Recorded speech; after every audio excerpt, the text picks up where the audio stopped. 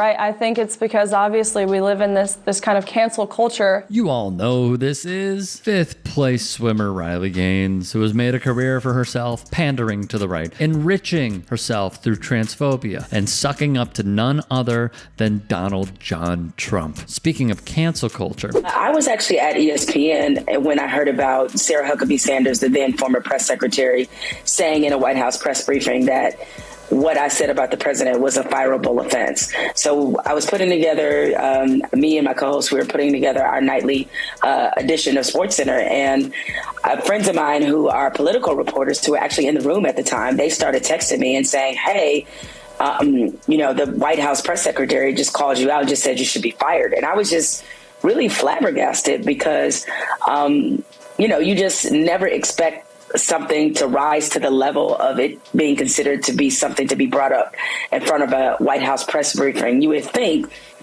that they would have more concerning things or, more important things to respond to. But, as they say, a hit dog will holler. Gaines hates those who engage in it, yet the folks she has sucked up to did just that with former ESPN anchor Jemele Hill. Absolutely not. This is taking us back to the 1970s to before Title IX. And that's what I think is the left is not understanding. They think this is progressive. They think we're moving in the forward direction. But this is taking us back half a century. It's regressive. It's not moving anything forward. It's taking us backwards. This is rather rich that Gaines, seen here, vows to fight for women's rights, yet the very people they support are trying to take us back to the times she claims to despise. As many of you all know, I've had my own personal history with Donald Trump. Back in 2017, I tweeted that the president is a white supremacist. These are words I still stand on, words I think that have been proven ever since then, and were proven before I said it. And that tweet, of course, changed my career. In many ways, it changed how people perceive me. It changed a lot of things. And the president, in response, he said I should be fired. He blamed me for ESPN's ratings being not healthy. I take the re-election of Donald Trump quite personally because of the person themselves, but also as a Black woman.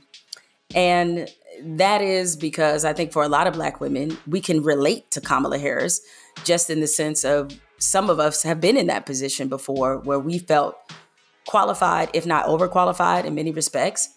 And for a lot of Black women, even though we should not internalize it this way, it felt like a particular rejection of some of the things that we've been fighting for, or it felt like a particular rejection of sort of our place and how we're seen in this society. And I don't think it's by any accident that both of Trump's presidential victories have been against women. It does make you wonder at what point, I hate to use the word ready, but at what point will America be ready for a woman to be in that role? Now, Hill is not one to back down, nor is she one to bite her tongue, rightfully so. Gaines, meanwhile. I think it's astounding that you have progressive and liberals who have said for so long, why won't anyone watch the WNBA?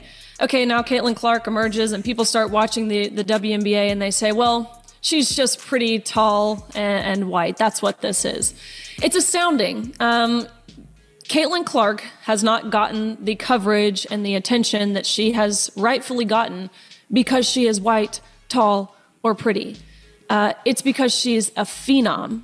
Well, this take aged quite poorly, didn't it? But that's par for the course from Gaines. After all, it was from Clark herself admitting that, yeah, she's earned everything, but admittedly so, stating simultaneously she does benefit from white privilege. Like Gaines, Megyn Kelly shared a terrible take, and Hill let him have it. And she knows, like a lot of white players in the WNBA know, and they've said it, Kelsey Plum, Breanna Stewart, is that they get elevated, they get marketed, they get pushed in a way that Black women in that league who have accomplished similar things do not get the same endorsement opportunities, the same marketing.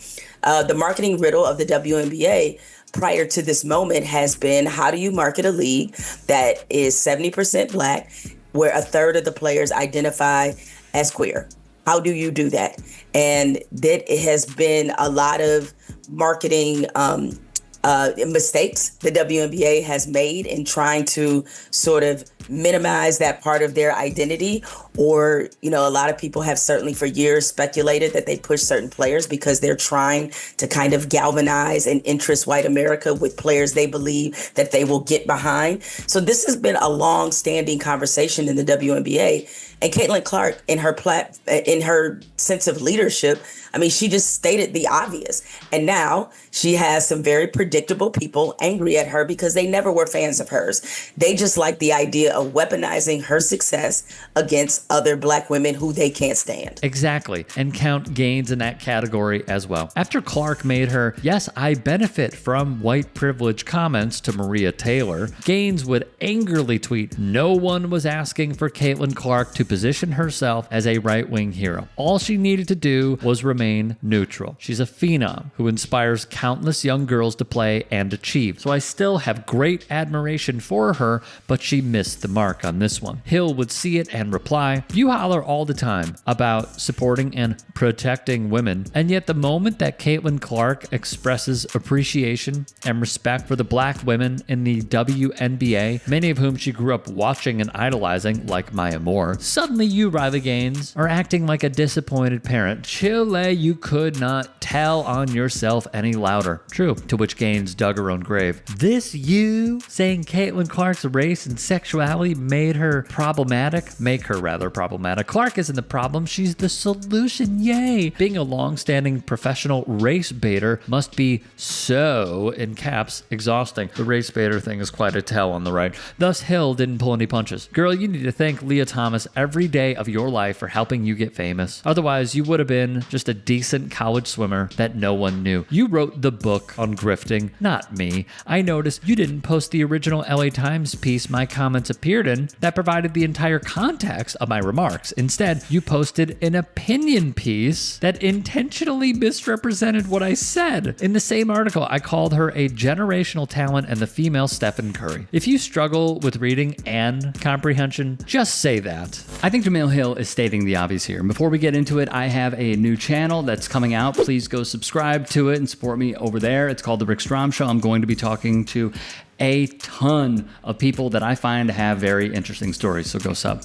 Jemele Hill is preaching, okay? And I think it's quite a tell when someone, a Caucasian person, says, I think I've deserved everything good that's come my way and the success that I've had through my own hard work, but simultaneously, there is a degree of white privilege that needs to be acknowledged. And in turn, this is the W that we're talking about. It was built off the backs of Black women. That is not a controversial statement. That is a fair statement. And it's quite telling, with nothing more that could be described as accurate in that statement, when folks really get upset at it. They really get upset at it. So when Riley Gaines is looking real peeved online and hating the fact that Caitlin Clark spoke up for minorities, girl, you are telling on yourself. You are. How long will we allow stupidity to go unfettered? I know Fox News was built off of it